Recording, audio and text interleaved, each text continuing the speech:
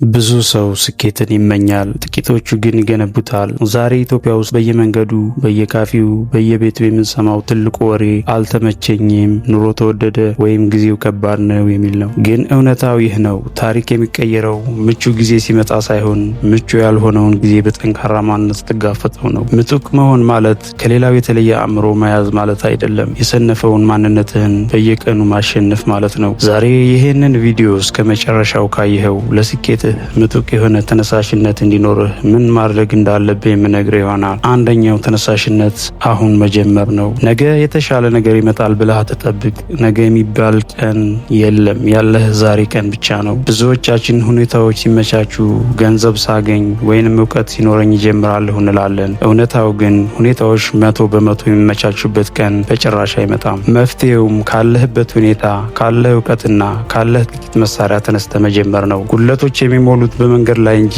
ከመነሻው አይደለም። ሁለተኛው ተነሳሽነት የመጀመር ግፊት ነው። አንድ ነገር ለመጀመር ትልቁ ፈተና የመጀመሪያው ግፊት ነው። ቆሞ የነበረን መኪና ገፍቶ ለማንቀሳቀስ መጀመሪያ ላይ ከፍተኛ ጉልበት ይጠይቃል። አንዴ መንቀሳቀስ ከጀመረ ግን በትንሽ ጉልበት በትልቁ ይጓዛል። ሚስጥሩም ዛሬ የምታደርጋት አንዲት ትንሽ እርምጃ፣ ለምሳሌ እስክሪብቶ መጻፍ ወይም ካሜራ ፊት መቆም፣ ለነገው ስራ ትልቁ መነሳሳትን ትፈጥርልሃለች። መጀመር የመጨረስ ግማሽ መንገድ ነው የሚባለው ለዚህ ነው። ስለዚህ አሁኑኑ ጀምር። ሶስተኛው ተነሳሽነት ፍርሃትን ማሸነፊያው ብቸኛው መንገድ ተግባር ነው። ሰዎች እንዳይጀምሩ የሚያደርጋቸው ትልቁ እንቅፋት በወድቅስ፣ ሰው ምን ይለኛል፣ ባይሳካስ የሚል ፍርሃት ነው። ፍርሃት የሚኖረው አእምሮአችን ውስጥ ስናወጣ ስናወርድ ብቻ ነው። መፍትሄውም ወደ ተግባር ስንገባ አእምሮአችን መፍትሄ በመፈለግ ላይ ስለሚጠመድ ለፍርሃት ቦታ አይኖረውም። ተግባር የፍርሃት መከላከያ ትልቁ ክትባት ነው። ፍርሃትህን ለማሸነፍ ወደ ተግባር አሁኑኑ ግባ።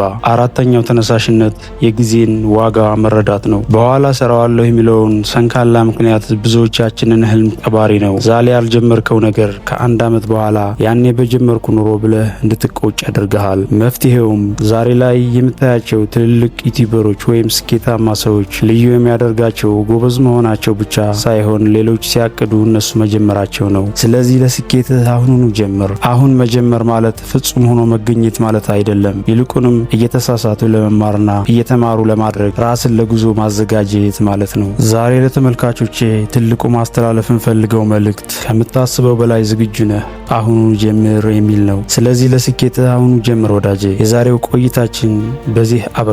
ነገር ግን የለውጥ ጉዟችን ገና አሁን ነው የጀመረው። ይህ ቪዲዮ ለአንተ ጥቂት ብርሃን ከሰጠህ፣ ካለበት ጨለማ እንድትወጣ ካነሳሳ፣ ያ ብቸኛው ለኔ ትልቁ ስኬት ነው። ነገር ግን ይህ ጉዞ የአንድ ቀን እንዳይሆንና በየቀኑ አብረን እንድንበራታ የምጡቅ ተነሳሽነት ቤተሰብ እንድትሆን እጋብዝሃለሁ። አሁኑኑ ሰብስክራይብ አድርግ። ምክንያቱም አንተ ውስጥ የተደበቀውን ያን ታላቅ ሰው አውጥተን የምናይበት ጊዜ አሁን ነው። ይህ መልእክት ለሌላው ወንድምህ ወይም እህትህ ይጠቅማል ብለህ ካሰብክ ሼር አድርገው። አትርሳ፣ አንተ ለዚህ ዓለም የተሰጠ ስጦታ ነህ። ዓለም ደግሞ ያንተን ውጤት በጉጉት እየጠበቀች ነው። በሚቀጥለው ቪዲዮ በሌላ አነቃቃይ ሀሳቦች እስክንገናኝ ድረስ በምጡቅ አስተሳሰብ፣ በጠንካራ ተግባርና በታላቅ ተስፋ ቆይ። ምጡቅ ተነሳሽነት ታላቅነትህ እዚህ ይጀምራል። መልካም ቀን ይሁንልህ።